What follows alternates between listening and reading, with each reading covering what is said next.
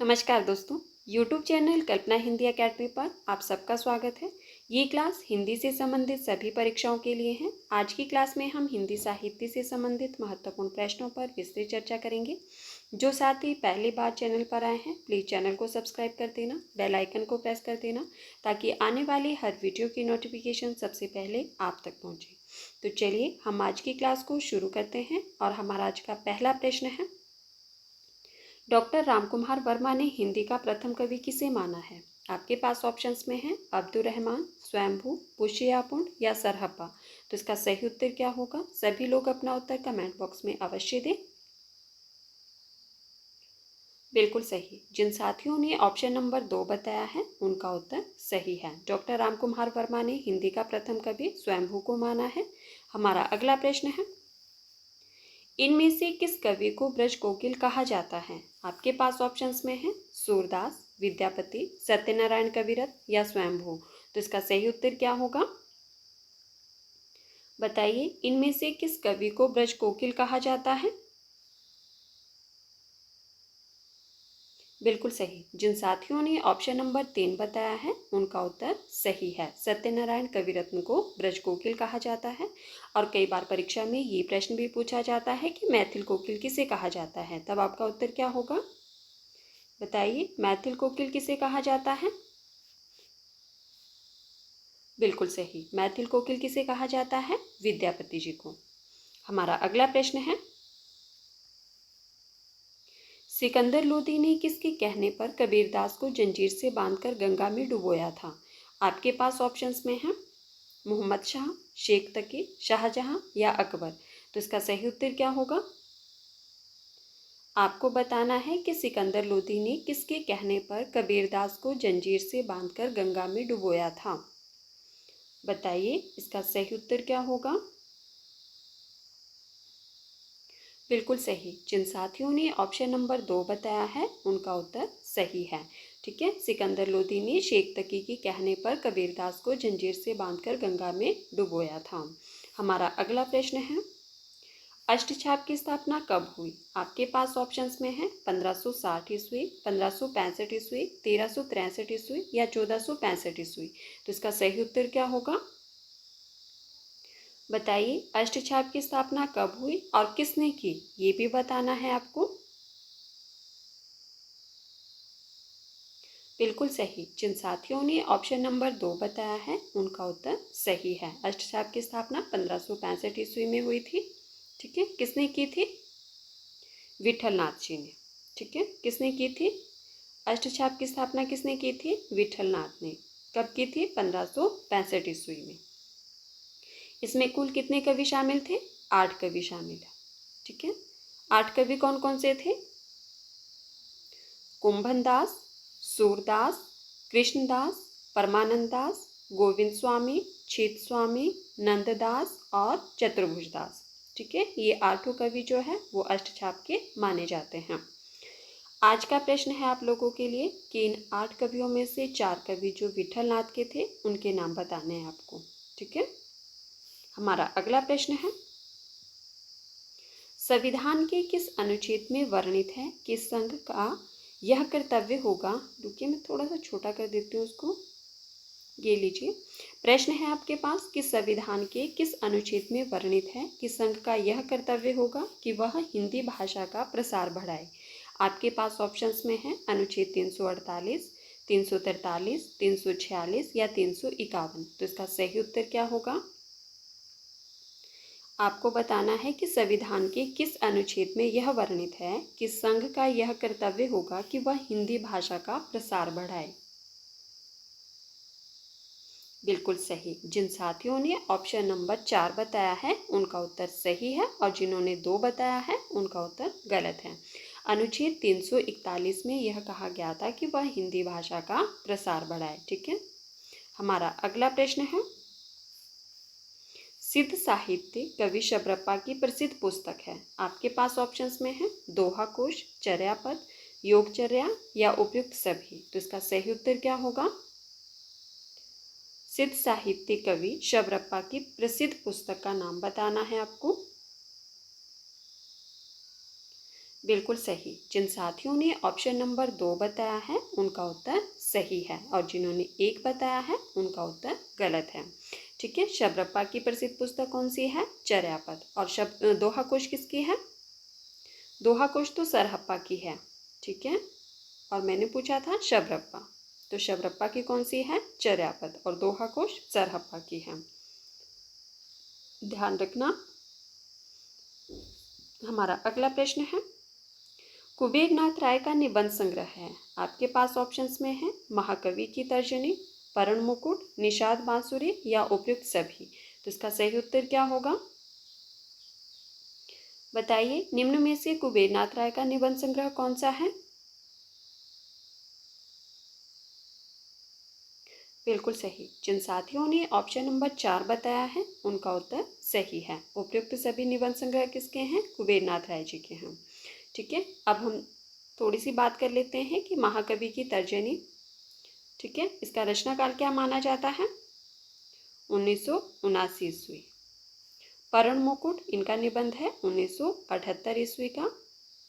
निषाद बांसुरी 1974 ईस्वी का। ठीक है, ये तीनों निबंध किसके हैं? कुबेरनाथ राय के। महाकवि की तर्जनी 1979 ईस्वी का है। पर्ण मुकुट 1978 का है। निषाद बांसुरी 1974 ईस्वी का है। हमारा अगला प्रश्न है, साथियों अगर आपको क्लास पसंद आए तो प्लीज़ वीडियो को लाइक कर देना और वीडियो को ज़्यादा से ज़्यादा शेयर भी कर देना। हमारा अगला प्रश्न है, झांसी, जालौन, हमीरपुर में कौन सी बोली प्रचलित है? आपके पास ऑप्शंस में है कन्नौजी, ब्रजभाषा, बुंदेली या मालवी। तो इसका सही उत्तर क्या होगा? बताइए, झांसी, जालौन और हमीरपुर में कौन सी बोली प्रचलित है? कौन सी बोली बोली जाती है वहाँ पे?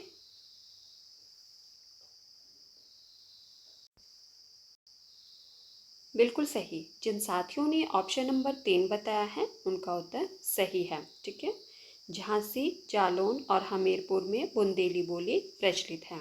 हमारा अगला प्रश्न है, हिंदी नवरत्न का रचना काल है। आपके पास ऑप्शंस में है 1917 ईस्वी, 1910 ईस्वी, 1909 ईस्वी या 1915 ईस्वी। तो इसका सही उत्तर क्या होगा? बताइए, हिंदी नवरत्न का रचनाकाल क्या है और इसके रचनाकार कौन है, उनका नाम भी बताना है आपको।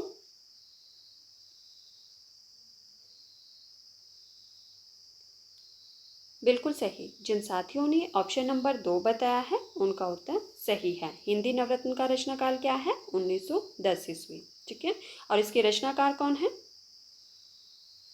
बिल्कुल सही। कौन है? मिश्र बंधु। चलिए, अब आप लोग मुझे ये बताइए कि मिश्र बंधु कितने भाई थे और उनके नाम भी बता दीजिए, क्योंकि पिछली क्लास में ही मैंने आपको बताया था।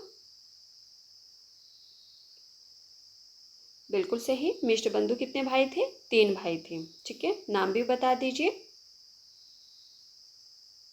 श्याम बिहारी, गणेश बिहारी और सुखदेव बिहारी।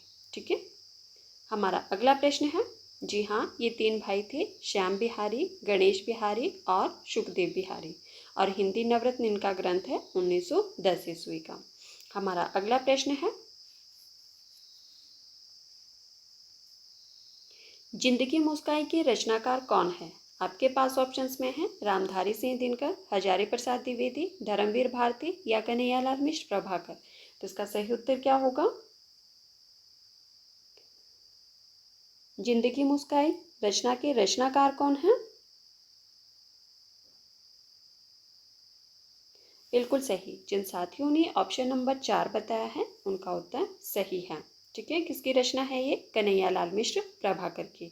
हमारा अगला प्रश्न है, दूसरी परंपरा की खोज किसकी रचना है? आपके पास ऑप्शंस में है भारतेंदु हरिश्चंद्र, नामवर सिंह, डॉक्टर नगेंद्र या रामविलास शर्मा। तो इसका सही उत्तर क्या होगा? दूसरी परंपरा की खोज किसकी रचना है?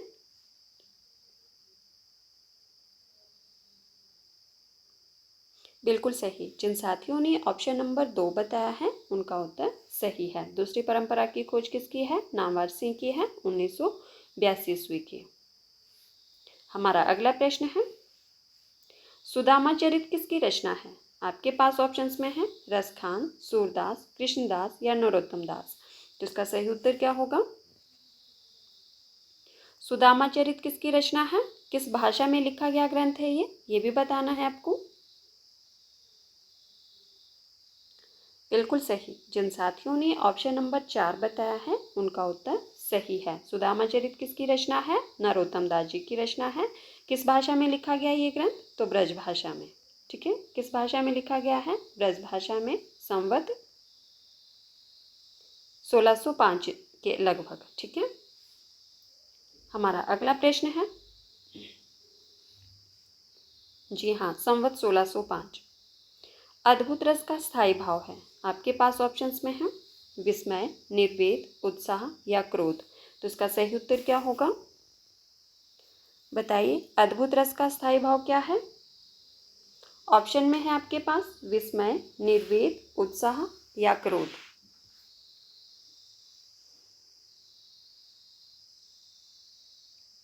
बिल्कुल सही। जिन साथियों ने ऑप्शन नंबर 1 बताया है उनका उत्तर सही है। अद्भुत रस का स्थायी भाव क्या है? विस्मय। ठीक है, अब हम बात कर लेते हैं कि निर्वेद किसका स्थायी भाव है। बिल्कुल सही, निर्वेद किसका है? शांत रस का। और उत्साह किस रस का स्थायी भाव है? वीर रस का। और क्रोध रौद्र रस का। क्लियर? अद्भुत रस का हो गया आपका विस्मय, निर्वेद हो गया आपका शांत रस का स्थायी भाव, उत्साह वीर रस का स्थायी भाव, क्रोध रौद्र रस का स्थायी भाव।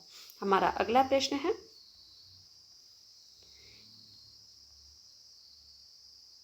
प्रश्न है आपके पास कि निम्नलिखित कथनों में से सही कथन का चयन कीजिए।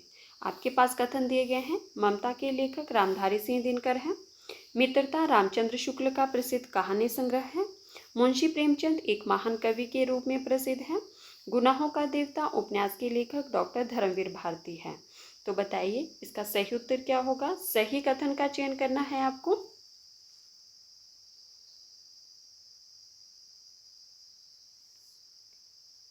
बिल्कुल सही। जिन साथियों ने ऑप्शन नंबर 4 बताया है उनका उत्तर सही है। गुनाहों का देवता उपन्यास के लेखक कौन है? डॉक्टर धर्मवीर भारती हैं।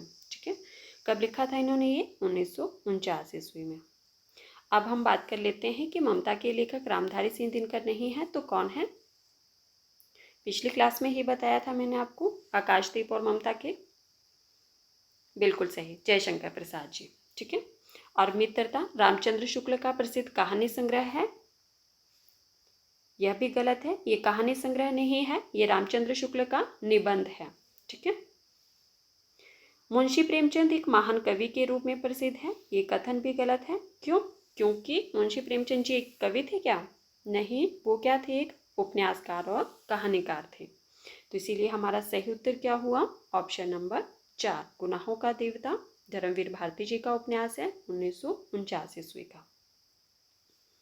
हमारा अगला प्रश्न है, जी हाँ, मित्रता रामचंद्र शुक्ल का निबंध है। क्या है? निबंध है ये रामचंद्र शुक्ल का। हमारा अगला प्रश्न है, साथियों जिन्होंने अभी तक वीडियो को लाइक नहीं किया है प्लीज़ वीडियो को लाइक कर देना और वीडियो को ज़्यादा से ज़्यादा शेयर भी कर देना और मुझे कमेंट करके ज़रूर बताना कि आज की क्लास में आपके कितने प्रश्न सही हुए। हमारा अगला प्रश्न है, निम्न में से वृंदावन लाल वर्मा का नाटक है। आपके पास ऑप्शंस में है गरुड़ ध्वज, झांसी की रानी, राजमुकुट या विजय पर्व। तो इसका सही उत्तर क्या होगा? बताइए, निम्न में से वृंदावन लाल वर्मा का नाटक कौन सा है?